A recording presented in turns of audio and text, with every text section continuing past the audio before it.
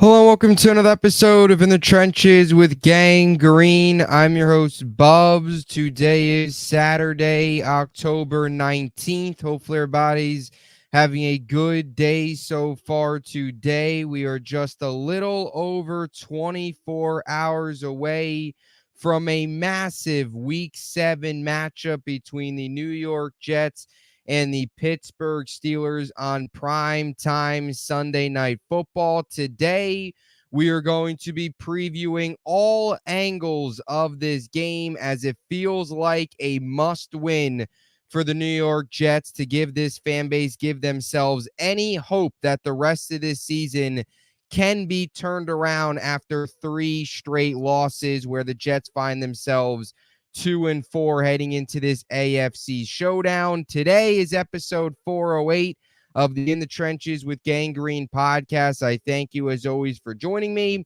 It's another week and it's another preview pod breaking down all angles of this one. The New York Jets roadmap to victory. What will it take for the Jets to snap this 3-game skid, get back in the win column for the first time since their Thursday night victory over the New England Patriots in week 3, which feels like it happened last year. Crazy that happened this season. Wild last couple 3 weeks, of course, here for the Jets. They look to get back on track here on Sunday Night Football. As always, though, before we begin, let me tell you about our podcast partners, starting with our friends over at BetUS, America's favorite online sportsbook. MLB postseason is in full swing. You've got college football all day on Saturday. You've got NFL all day on Sunday. You've got the NBA starting up on Tuesday. October is the best month in professional sports. All 4 major sports going on at once, and there's no better place to get in on the betting action than at BetUS, America's favorite online sportsbook. Let's take a look. Davante Adams, first game as a New York Jet. Here are the odds for Adams to score a touchdown with the Jets on Sunday night. Yes, he does, is at plus 110. No, he doesn't, is at minus 150. So if you want to get in on some Davante Adams touchdown bets, head on over to BetUS. Plus, my viewers, use my link in the description of this video to get a 125% sign-up bonus on your first 3 deposits up to $2,000. Also, our friends over at Huga House. You've seen me rock my Huga House apparel all the time on the podcast. And if you want any of the 2 awesome special edition Aaron Rodgers 20th season hats, this one comes in black. You've also got this kind of cream and green one, which you've seen me wear a lot on the podcast. If you want either of those or any of the other awesome hats that Rodgers and many other athletes wear, check it out. Link in the description. Use promo code BUBS for 15% off any purchase. They just had some new releases today. So any apparel, 15% off at Huga House with code BUBS at checkout. Also, our friends over at SeatGeek. Looking for Jets Steelers tickets and haven't used SeatGeek before?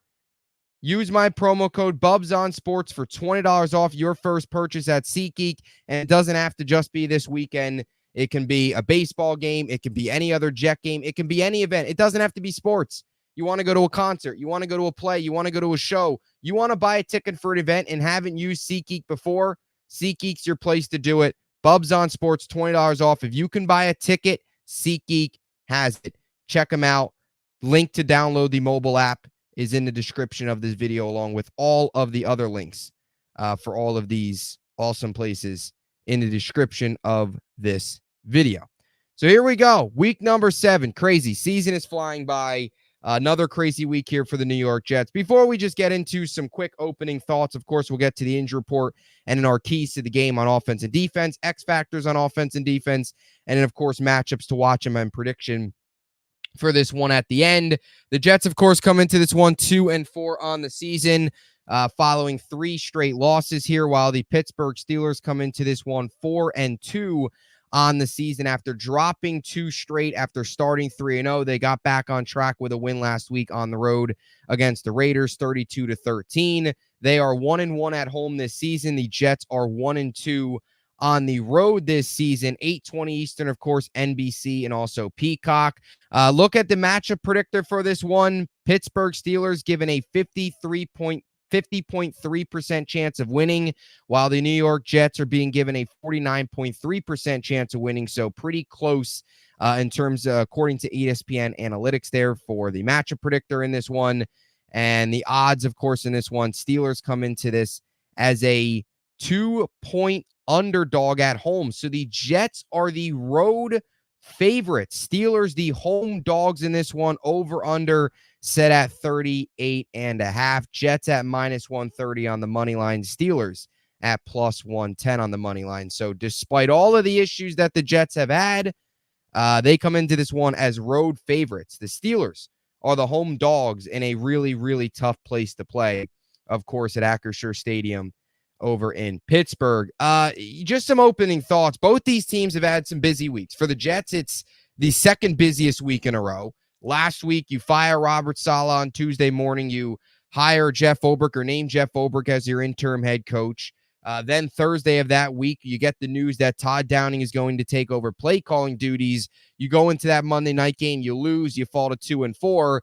And then the morning after that Monday night game, about, 8-10 hours later, Tuesday morning, 1 week after Robert Saleh's firing, another Tuesday comes around, another Tuesday morning, and the New York Jets strike a trade for Davante Adams. So something about Tuesday mornings with the Jets this season, they seem to make moves, seem to get deals done, seem to make firings, make changes, with Saleh last week and now trading for Davante. So was another news-filled, busy week for the Jets, and similar to for the Steelers, right? Justin Fields has started for the Steelers the first 6 weeks of the season. Hasn't been great, hasn't been terrible, has kind of been okay. Hasn't made any killer mistakes, has got 5 touchdowns through the air, 5 rushing touchdowns, so 10 total touchdowns so far through 6 games, only averaging about 150 passing yards per game. Hasn't necessarily been lighting up, but he's been good enough where the defense has been able to make enough plays. They've been able to find the end zone enough. They've been able to do just enough on offense, kind of managing the game for this team to be 4-2. But they're moving on to Russell Wilson. And I know Mike Tomlin this week talked about they're keeping it in-house, but George Pickens earlier today kind of spoiled it. He said that he's been working with Russ a little bit more after practice because he is starting this week. So as much as Mike Tomlin tried to kick the can down the road, do a little bit of gamesmanship, and talk about how there's nothing official yet, we all know Russell Wilson starting this game. You might see Justin Fields in this one, but obviously a new quarterback under center for the Steelers, very interesting. So just off of the bat there, you get a Jets team that'll feature a new wide receiver. You get a Jets team that's going into a game after another busy week where they were in the news pretty much every single day. And you also get a Jets team on a short week. But not only just that, this is feels like a must-win game, right? Last week felt like a must-win. They didn't win it. This week feels like a must-win. You've got Davante Adams. The Jets are out of excuses now. You know, you fired the coach. You brought in Davante Adams. If you lose this week and you look the same the way you've lost the previous 3 games, there's really no more answers. Your the 3 biggest things you could have done to try and fix this team was fire the coach, change the play call on offense, and trade for Davante Adams. The Jets have done all 3 of those things. Now they've got to go out and win. If they don't win this week, you've got pretty much no hope at all. Any little hope that you might have is completely gone because 2-5, your chances tank, and you're out of options then to make adjustments to this team. It just comes to the conclusion of you can trade for this guy, fire this guy. They're just not good. So that weighs on them this game. And for the Steelers, be interesting to see what Russell Wilson looks like. Hasn't played in a game yet this year. How does he look does he look like he did in Denver? Does he look worse? Does he look better? What does he look like in the offense? What is he like compared to Fields? Is there rust? So those are, of course, some things. So just off the bat there, some storylines heading into this one. And, of course, some questions that face each of these teams going into this prime time matchup. All right, let's get to the injury report, and then we will break down keys to the game here for the New York Jets, the roadmap to victory. What do the New York Jets need to do in this one to come away with a much-needed win? Jets injury report is as followed. Michael Carter, II, is out of this game with a back injury, so Eccles will step in again. Tough blow for the Jets there. He is out once again in this one. Questionable players for this game for the Jets: Tyler Conklin dealing with a hip, Chaz Surratt dealing with a heel. Conklin's expected to play. Surratt will probably be out there. DJ Reed's the big one, though. Didn't practice all week. Left last game against Buffalo with a groin injury. He's a game-time decision. So something you will see about an hour before the game. I really don't know if he's going to play or not. I haven't gotten the sense either way from Ulbrich that he will play or won't play. It does feel like this is 100% a game time decision. They took it easy with him this week on a short week. Didn't practice at all. Feels like this is a game time decision. If he's not out there, that's a huge blow. DJ Reed's been the best corner on this Jets team. And to be fair, you're down Michael Carter already. You go down DJ Reed. While the Steelers offense doesn't scare you much to begin with, even with Russell Wilson back there, you don't want to be down your top, you don't want to be down your top slot guy, your slot corner, and your nickel guy. You don't want to be down your corner that's played the best so far this season in DJ Reed on the road. So hopefully he's out there tomorrow night. And as for the Steelers, a little bit more of a crowded injury report. Nick Herbig's out with a hamstring. Zach Frazier, big one. Rookie center's out with an ankle. Cordero Patterson's out with an ankle. And Dylan Cook's out with a foot injury and a knee injury. And the questionable players for the Pittsburgh Steelers, Roman Wilson with a hamstring and Montravius Adams dealing with a knee is also questionable for tomorrow night's action. So those are the injury reports for both teams. Pretty loaded up here as we near the halfway point of the 2024 season. All right, let's not waste any more time. Let's get into the keys to the game here for the New York Jets. Starting on offense, by the way, the Jets' history, not always the best moments in Pittsburgh, but when it comes to the Jets just playing the Steelers, they've had success recently. They are 3-1 in their last 4 meetings against the Steelers, dating back to 2014. They beat them in 2014, lost to them in 2016, beat them in 2019, and then they beat them in 2022. We all know Zach Wilson's big game-winning drive, big second half in his first game coming back from that knee injury that he sustained against the Eagles in the preseason. Last time these two teams met, Zach was out there, and they got the win on the road in Pittsburgh. Now it's Aaron Rodgers, it's Devontae Adams, it's Garrett Wilson, it's all the other pieces on the road again against Mike Tomlin and this Steelers team. So let's start offensive key number 1. It starts up front. We said it last week. You got to protect Aaron Rodgers. This week, a little bit more. And I'm going to kind of put 2 keys into one here. Protect Aaron Rodgers. And with protecting Aaron Rodgers, you've got to find a way to slow down, to contain TJ Watt. And that starts with Morgan Moses, which is where Watt will be lining up most of, if not all, of tomorrow night will be on Morgan Moses' side. So it'll be a huge test for him. But you've got to protect Rodgers. Rodgers once again popped up on the injury report this week. He's been banged up. That's the obvious part too. Like, you always have to protect your quarterback, but Rodgers, especially because he's been banged up. This is a guy that if he keeps taking hits like this week in and week out, he is going to miss time. And the Jets, the last thing they need, they're already desperate right now. They need to win games. They need to go on a stretch here where they can win 4 or 5, where they can win 3 or 4 straight. They cannot have Rodgers get banged up to the point of he has to miss a game or 2 when they're already behind this year, down to 2-4 on the season, and they need to make up ground already in October. You've got to keep Rodgers upright. On the road, protecting your quarterback's always big because you can't fall down into your 2nd and long, 3rd and long situations in that environment. It gets very difficult to get any sort of offensive success if Rodgers is going to be under duress all day. The Steelers got pieces all over the place. Whether it's TJ Watt, whether it's Cam Hayward, there's so many guys, heck, even Alex Highsmith, there's so many guys that can get to Rodgers, get to the quarterback, do damage.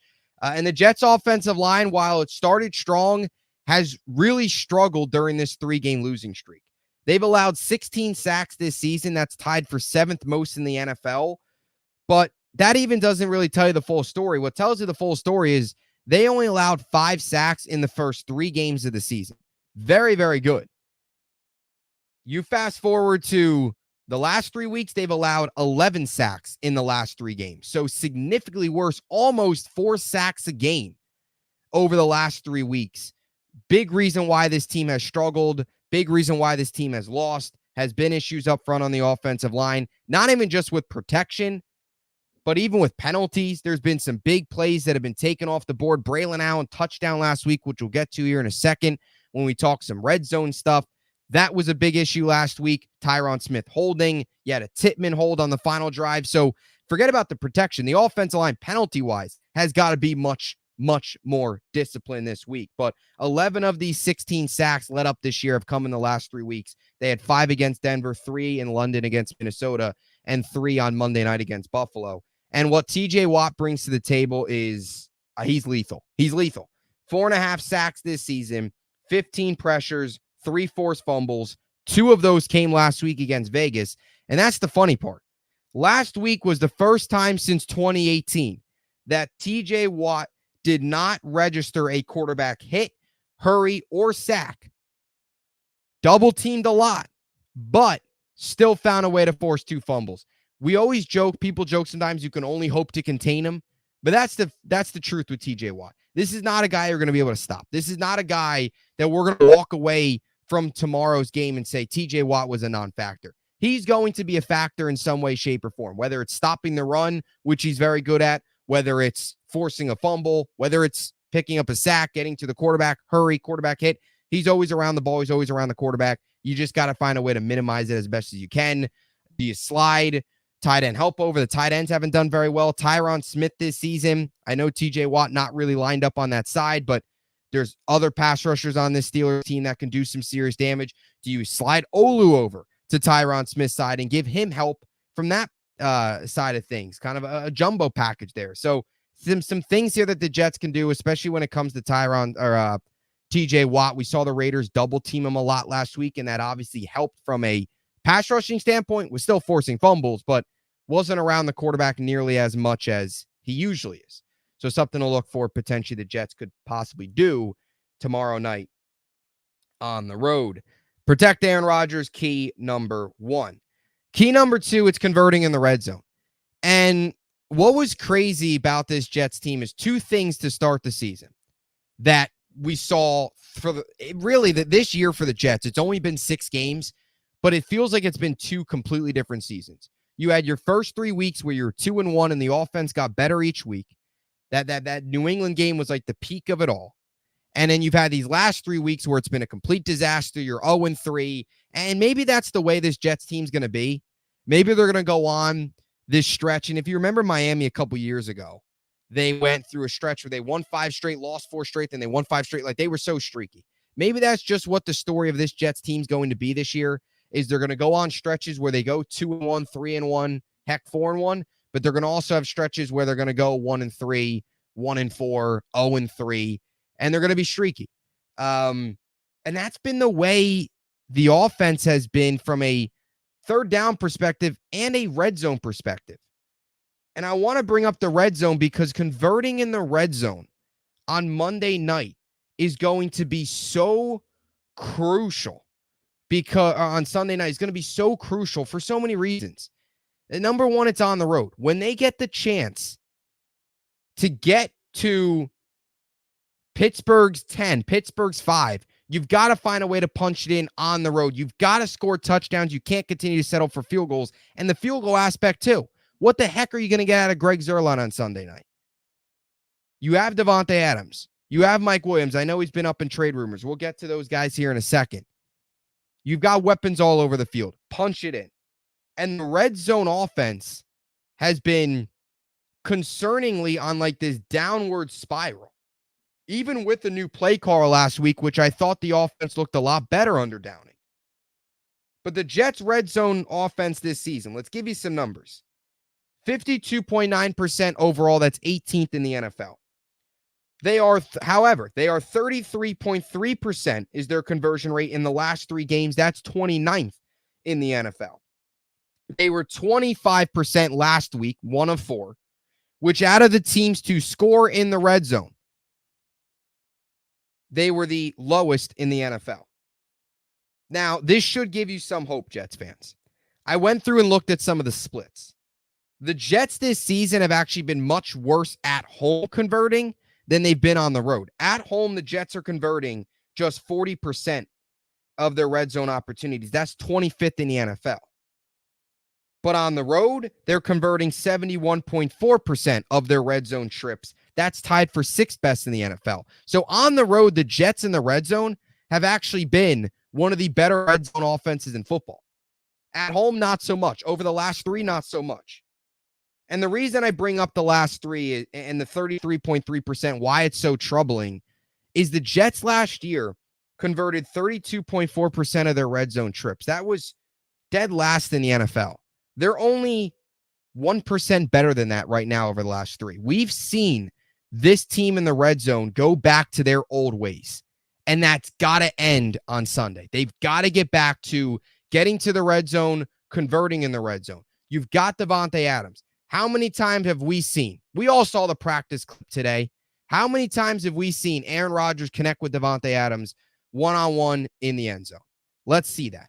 Garrett Wilson, catch the ball through contact. I know it's a tough grab. You want to be a number 1. You want to be elite receiver. You got to make that play. Tyron Smith, smart. Don't hold. Braylon Allen as a touchdown. A lot of it's, I don't want to sound like Salah, but a lot of it's self-inflicted stuff. It's drops. Heck, Breece Hall last week had that drop on the 3rd down on the first drive. That can't happen. Braylon Allen, touchdown, taken off because of holding. Garrett Wilson, drop. Those things can't happen. Go back to Minnesota. Al Lazard had that drop. So there's a lot of it's on themselves, and that's got to stop. They've got to get back to converting where they were earlier in the year, which is why they still are over 50% on the season. And by the way, Pittsburgh in the red zone defensively, very, very strong. 38.9% conversion rate against this year. That's second best in the NFL, only behind the Denver Broncos, who lead the way. So defensively, Pittsburgh's been very, very good from a defensive perspective, especially at home. At home this season, the Steelers are allowing only 20% conversion rate against them, which is the best home conversion rate in the NFL. So this is a game where the Jets have to be on top of things in the red zone, especially here on the road against the Steelers defense. That's very, very good. Final offensive key. This one's kind of a Davante Adams key. This one's a little bit of everything, but spread the wealth. You add Davante Adams to the mix here for this New York Jets offense. There's so many pieces that can contribute.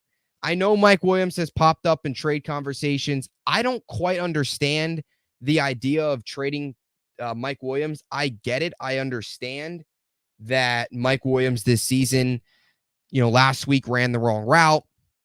He obviously looked like he was kind of trending in this direction. And then the last 2 weeks, Minnesota and Buffalo has kind of gone downhill for him. You trade for Davante Adams. You feel like, okay, less playing time because your top 3 is going to be Davante, Garrett, and Lazard. But you're still one injury away from one of those top 3 guys. And then Gibson would be in your starting 11, and you don't want that. So I don't think the Jets should trade Mike Williams. They probably will. But my point is spread the wealth. And I want to see this Jets offense tomorrow night get everybody involved. Continue to get, we saw what Breece could do last week. We saw Breece have a really good week last week. Should have scored that 1 touchdown, but he had a good week compared to what he was the last 2 weeks, 100+ yards. Right? Braylon Allen. We've seen what he's been able to do. You've got Davante. And let's see Davante make some big plays. You've got Garrett Wilson. Davante not only provides what he's going to provide, not only his production, but he also adds value from a perspective of taking attention off of Garrett Wilson. So he will get things opened up. You've still got Lazard. They've used less tight ends last week, but Conklin still is an option. So I want to see this offense tomorrow with all the talent they have. There is no reason why this team should not be able to consistently pick up first down, consistently move downfield with all these pieces. There's no more excuses. There's no more. You've got Davante Adams and Garrett Wilson. Spread it around. Let's see Davante get 6-7 catches. Let's see Garrett have a big day. Let's see some, 2 running back sets. Let's see Breece Hall have some opportunities out of the backfield as a pass catcher, which we saw more of last week. And when you look at Davante, in his career with Aaron Rodgers, targeted 937 times by A-Rod. Davante, 622 receptions, 7,590 yards, 12.2 yards per reception, 69 touchdowns in his career with Rodgers. That's an average of 5.8 receptions per game for 70.3 yards and 12.2 yards per reception. So Looking forward to seeing what he can do. Final offensive key there. Spread the wealth. Spread the ball around. You've got so many weapons. Let's see Rodgers move it around. Let's see you get all these guys involved. Let's see you get them involved in the red zone. You can pass in the red zone. Don't be afraid to pass in the red zone. For some reason, this team, when they get inside the 7, get inside the 6, they feel the need to have to throw or to have to run it up the middle. You're allowed to pass. So protect Aaron Rodgers, plus contain TJ Watt, convert in the red zone, spread the wealth. Got a lot of options there. Let's see this offense move pretty fluidly. Moving on to the defensive side of the football. First defensive key here, it's containing Najee Harris. And really the run game as a whole here. Jaylen Warren as well, the number 2 behind Najee Harris. Hasn't had a very, very big season. Najee Harris really the primary guy. But it feels like it's a talking point every week. The Jets' run defense this year has been very poor. When you look at the Jets' defense as a whole, they're second in total defense, 17th against the run, second in passing defense, and they're 7th in scoring defense. The Jets' defense this year has been very weird. They're in one of these years where statistically they look really good, but the eye test does not show that. Last week, they got pushed around all night. They lost the trenches battle on offense and defense, but especially defense. They were getting knocked around. There was no pressure around Allen. Ray Davis was running all over the place. I talked about he looked like prime Thurman Thomas for the Buffalo Bills. That can't happen tomorrow night. The Steelers, especially early. Maybe I'm wrong. Maybe they air it out with Russ and try and get him in the flow early, but first game with Russ, it's week 7, hasn't played in a while. I wouldn't be surprised to see them, knowing the Jets struggle against the run to set up the pass as opposed to air it out with Russ. Maybe they do that. Maybe they let it rip with him, but I think you're going to see run to set up the pass because that's kind of been the way the Steelers, their offense is kind of behind Najee Harris so far this season. And while Najee Harris isn't an elite running back, he's not the Christian McCaffrey of the world. He's not in that category. He's still a very solid, physical, downhill running back that can wear down a defense if he's on his game. This season, he's got 96 carries for 376 yards, 3.9 yards per carry, 1 touchdown, 4 big plays, which is runs of 20 plus or more. And coming off of his best game of the season, he's had one 100-yard game this year. That was last week against Vegas, his first 100-yard game of the season. This Jets run defense ranked 17th in football after getting pushed around again last week without Buffalo's key back and James Cook. You get Najee Harris, you've got to find a way to slow him down. This cannot be another one of these games where he's picking up 4-5 yards a carry, and you're going to look back at the box score and see 180 yards and like 5.6 yards per carry. That's been the big issue, too, with this Jets defense. Last year, a lot of the run struggles, you sometimes chalked it up to the amount of times teams were running because the yards per carry were low, but the yards were up because the carries were up. If you're going to run, you're eventually going to pick up positive yards. This year, that's not the case. It's just chunk plays, chunk yards, 4 or 5 yards. After 4 or 5 yards, they just wear you down. And on the road, you can't have that. If this team just lets Najee just run it and run it and run it, you just can't. You're going to lose. There's no other way to put it. On the road to get gashed by the run, it's so painful to watch. Ulbrich talked about it a lot. They got to contain their edge. They got to hold their edges. I don't have a ton of faith in these edge rushers. Specifically, Will McDonald's been good, but Michael Clemens has been awful. Hopefully, he can, muster something up this week. I don't think anybody really has got any faith in Michael Clemens, but the Jets defensively have got to find a way to contain Najee Harris. He's 5th in carries and 11th in yards. So he's been a solid, very solid running back for Pittsburgh so far this season. And he doesn't have to be elite. The Jets, there hasn't been elite running backs that have dominated the Jets. Heck, they thought they were going to get Christian McCaffrey and James Cook in the first 6 games of the season. And instead they got Ray Davis and Jordan Mason, and they still played like trash. So Najee Harris arguably is the best running back that the Jets will face this year so far. I could be missing somebody, but so far. My second defensive key, it's keeping George Pickens and Pat Freiermuth in check. And I think this is something that you've got to watch for on Monday or tomorrow night.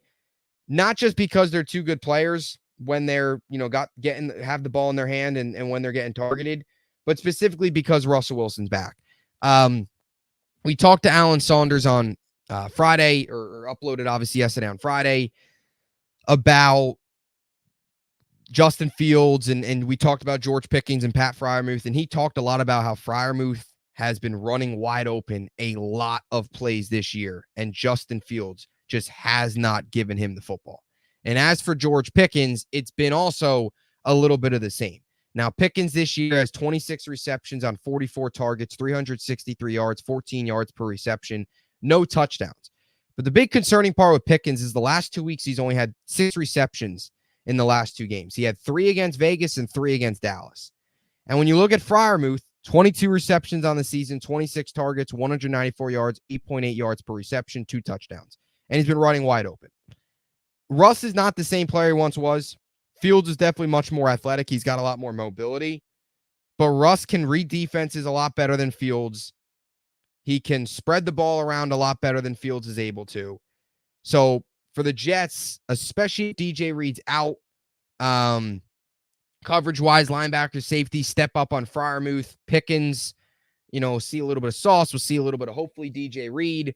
But just keep those guys in check. I think that's important. The Jets, a heavy focus will be on Najee Harris, rightfully so. You can't lose track of Pickens. You can't lose track of Freiermuth, especially Freiermuth. Jets in the past have had some struggles against tight ends.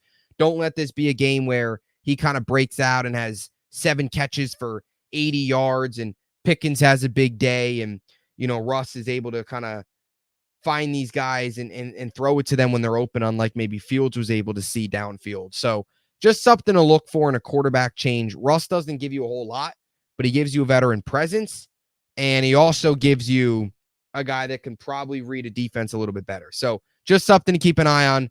Those two guys, even if Fields was still the quarterback, the key would probably be still to keep those guys in check just because of what they can do when they have the ball in their hands and when they get the ball, what they can do. Either of these guys can break out and be massive playmakers for this team. So keep Pickens and Freiermuth in check tomorrow night. And my final defensive key, it's getting pressure on Russell Wilson. Russ, I talked about it, right? Russ hasn't played in a hot minute. He played in the preseason, but hasn't played yet this regular season. There's going to be some rust. He's not the same player he once was. And it's so important for this Jets team to get pressure on the quarterback. Last week, there was no pressure on Josh Allen. He was having his way with the Jets defense. This week, that's got to change. Again, when you look at the Jets defense statistically, it tells you they're one of the best in football. You watch them play, and it looks like one of the most overrated units in football.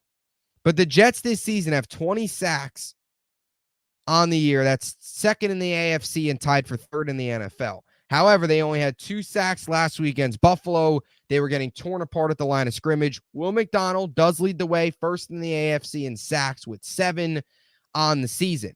Now, if there was a week for the Jets to potentially have their way, especially on the road, it could be this week against Pittsburgh. Pittsburgh's offensive line this year has had some struggles, very similar to the Jets. The Jets we talked about had 16 sacks, tied for 7th in football. Well, the team they're tied with is the Pittsburgh Steelers, who have also allowed 16 sacks this year. Now, similar to the Jets, 11 of those 16 have come in the last 3 games. Well, you look at Pittsburgh, 10 of Pittsburgh's 16 sacks allowed have come in the last 3 games. Russ also, like I said, significantly less mobile than Justin Fields. He's rusty. He's older. Not the same guy. He's a shell of himself. You get pressure on Russ, and he's got less time. That's where you're going to see those mistakes. That's where we're going to be able to force 3 and outs. You're going to be able to get off the field. And heck, if you're dominating the line of scrimmage, that's also where you can slow down Najee Harris. Tomorrow has to be a day where the Jets dominate the line of scrimmage. This probably will be a low-scoring defensive battle. Whoever wins the line of scrimmage is going to win this game. Jets need to win it on the run, and they need to win it stopping the pass by getting to Russ all evening tomorrow night. Broderick Jones is a weakness. He's a guy I look for the Jets to try and exploit. He's allowed 5 sacks this season. That's tied for second most in the NFL among offensive tackles. He's tied with Tyron Smith, who's been terrible so far this year for the Jets. Plus Zach Frazier, the rookie out of West Virginia, is also out. So no Fields, less mobile Russ, a rusty Russ, and an offensive line that Broderick Jones hasn't been very good and Zach Frazier's out. This could be a week. This would be the week for this Jets defensive line to break out and have a big day in what is a much-needed big game for this Jets defense. The last time we felt like we talked about the Jets facing a banged-up offensive line that isn't very good even when it's healthy was the New England Patriots game. And they had 7 sacks in that game. So let's see that tomorrow night. By the way, Russell Wilson. Talk about containing him, talking about getting pressure. Let's look at his numbers last year. Not very good. 297 of 447. That's a 66.4 completion percentage. 3,070 yards, 6.9 yards per completion, 26 touchdowns, 8 interceptions, a 98 passer rating, and a 51.5 QBR. His 2 years in Denver did not go over at all well. Now he will team up with Arthur Smith here, week number 7, try to get this offense for the Steelers to get to another gear than what they've been so far. Jets will look to stop that. Getting pressure on Russ tomorrow will be huge. So defensive keys again, contain Najee Harris, keep George Pickens and Pat Freiermuth in check, and get pressure on Russell Wilson. Let's move on here. Offensive X factor of the game here for the New York Jets. We'll go with Morgan Moses. He's going to see a lot of TJ Watt tomorrow night. Moses' second game back from the knee injury. He needs to have a big day. If Moses is having a rough day tomorrow, the New York Jets are probably having a rough day or will have a really long night and a long trip back to Jersey. So I think it's important Morgan Moses got to have a good day. If it means sliding help over to his side, by all means, you have to do it. You saw the Raiders have some success against Watt, double teaming him. Maybe the Jets try and do that tomorrow. I'll also say Tyron Smith's just another name. I wrote an article on him. He'll see Watt, might see Watt a little bit, not a much. But even just these other pass rushers. The Steelers present such a challenge. When you look at the Steelers defense this year, they have the 8th ranked defense in football. They're 4th against the run, 13th against the pass, and they have the 2nd ranked scoring defense in football. They're not afraid to get after the quarterback. They can get after the quarterback very easily. This is a Jets offense that needs this offensive line to show up. They need to win the trenches battle on both offense and defense. And I think Morgan Moses is a really big name because he's got the TJ Watt assignment, which is one of the hardest assignments, probably the hardest assignment he will have all year. A defensive X factor, it's the defensive line. That's it. It's the defensive line. They've got to find a way to stop Najee Harris and get to Russell Wilson. Look at the Steelers' offensive ranking. They are the 26th ranked offense in football total. They're the 28th passing offense in the NFL, and they're tied for 20th scoring offense in football. Total offense-wise, the Jets have had a better offense than Pittsburgh.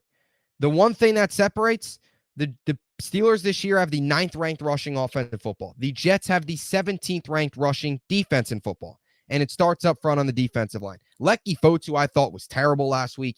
He needs to step up and clog the holes up front. Something about Najee Harris, he's not a guy that can kind of go off schedule. If his hole's not there, left, right, if his hole's not there, he's not a guy that can kind of create off schedule, adjust, bounce outside. He doesn't really have the speed, doesn't have the burst, doesn't really have the vision. Harris is a guy that if his hole's not there, it's going to be a play that doesn't go very far. So if the Jets contain their edges, hold their edges, and clog up the interior, you have success. You'll have success. Najee Harris is a very good running back, but a guy that is definitely stoppable. Definitely a guy that you can contain. So defensive line's the defensive X factor. Offensive matchup to watch. Look, it's Aaron Rodgers and Devontae Adams. That's the biggest matchup against this Steelers secondary. This Steelers secondary is very good. Joey Porter Jr. will be on Adams mostly. An interesting matchup too to watch will be Allen Lazard. A ton of pressure, a ton of attention will be on Devontae.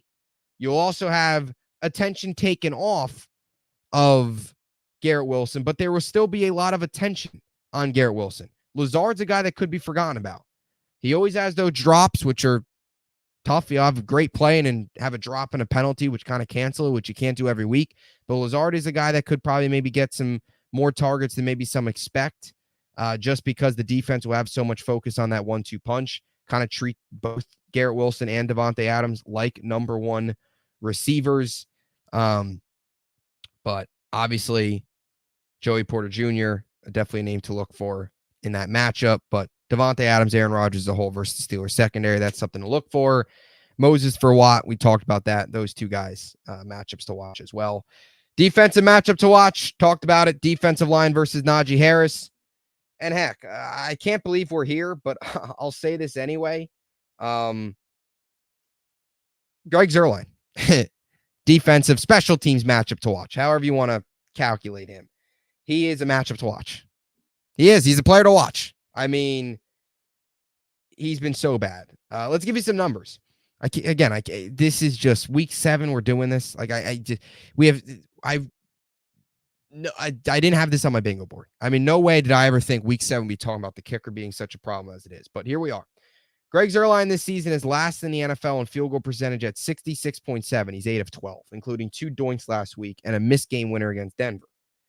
Now, last season, Greg the Leg was 9th in the league with a 92.1% field goal percentage. So his field goal percentage went from top 10 in football at 92.1% to worse than football at 66.7%. That is an awful drop-off. So, and I know the Jets worked out kickers, but time's running out. The Jets are desperate for wins, and this is what I'm most nervous about. I'll be honest, it's been on my mind all week. I am so worried about Sunday night. I think this is going to be a low-scoring defensive matchup. It always is. Pittsburgh just plays AFC North-style football on the road. Very tough place to play. Very well-coached team. This is going to be a game that I think is going to come down to a field goal. And I just have so much fears that Greg Zuerlein's going to screw something up like he did last week. So he's another matchup to watch. Just some other quick numbers. Jets offensive rankings as a whole this year. 22nd in football, 30th in 22nd total offense, 30th rushing offense, 16th passing offense, and they're tied for 22nd in scoring offense. You look at some Rodgers numbers this season. 61.8% completion percentage, 1,387 yards, 6.4 yards per completion, 9 touchdowns, 5 picks, 84.4 passer rating, and a 50.6 QBR. Last week completed 65.7% of his passes for 294 yards, 8.4 yards per completion, 2 touchdowns, 1 pick, 99 passer rating, and 57.5 QBR. Hasn't been his vintage self, but he's been a whole lot better than what the Jets have had.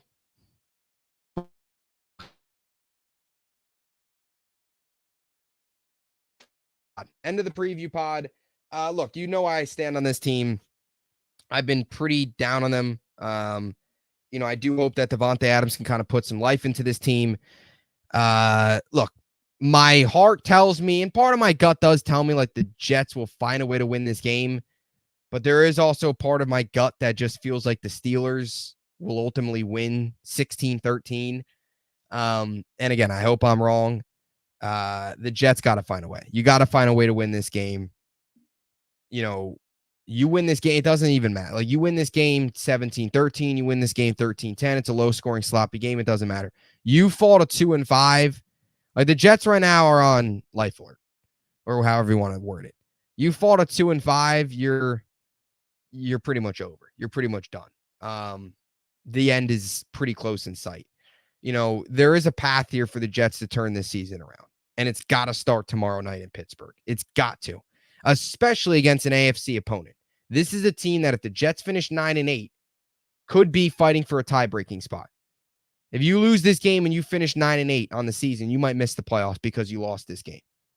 So the difference between being 3-4 going into a very winnable game against a rookie in Drake May in New England next week versus 2-5 is so crazy, especially the way the Jets could win tomorrow. If you win tomorrow, Davante, looks great, and you start to see some of these boneheaded mistakes start to get cleaned up in week 2 of Olbrich. Then you start to build confidence that, all right, you got a winnable game against New England. Boom, short week against Houston. You're 4-4. Let's get to 5-4 after that Thursday night game. And all of a sudden, you can look at this season and say, wow, coaching changed, Davante completely changed things. Now we're rolling. You lose tomorrow, though, 2-5, forget about it. You are not crawling out of a 2-5 hole. It's not happening.